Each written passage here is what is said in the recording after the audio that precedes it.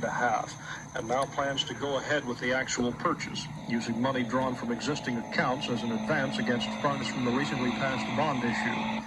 The bond money will become available early next year. When the contract is negotiated, the commissioners expect to pay about $500,000 for the historic building, which is in need of extensive renovation.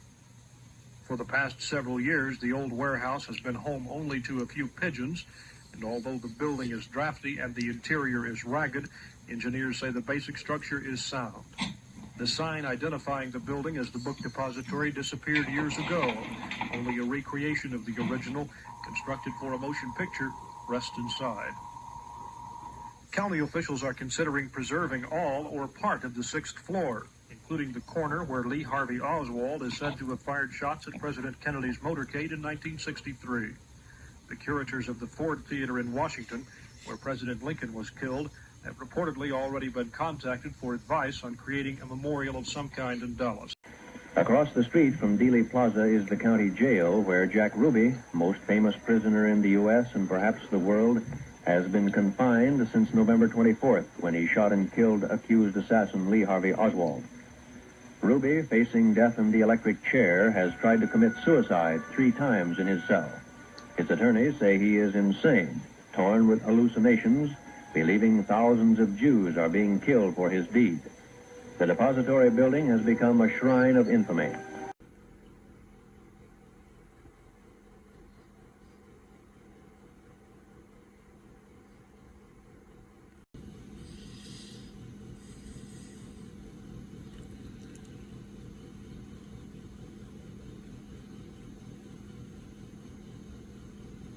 The building was bought and partially renovated for Dallas County offices, but the top 2 floors are much like they were 20 years ago. Oh boy, this is a walkout. This is not open to the public. In fact, the 6th floor is locked. The Dallas County Historical Foundation has the key.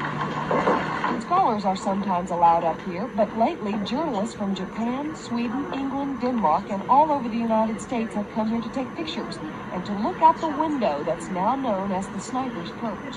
The assassin merely aimed his rifle out the window, waited till he had Kennedy in his sights, then pulled the trigger. I think it's not only of interest to people in Australia, Jane, I think it's of interest to people all over the world, not just in the United States the president was loved. The mystery surrounding the Kennedy assassination has only grown more intense as years have gone by. People want to know exactly what happened here that day in November, and we probably never will. The object of a proposed $1.9 million facelift. Commissioners plan to remodel the lower 3 floors of the building and construct a new courtroom for their meetings along with new offices for themselves. The plan calls for reserving the 6th floor for some kind of historical marker. That's the floor from which Lee Harvey Oswald is believed to have fired the shots at President Kennedy's motorcade. The commissioners were also told that work is proceeding on the old red courthouse, which was vacated several weeks ago when structural weakness was discovered in an upper floor.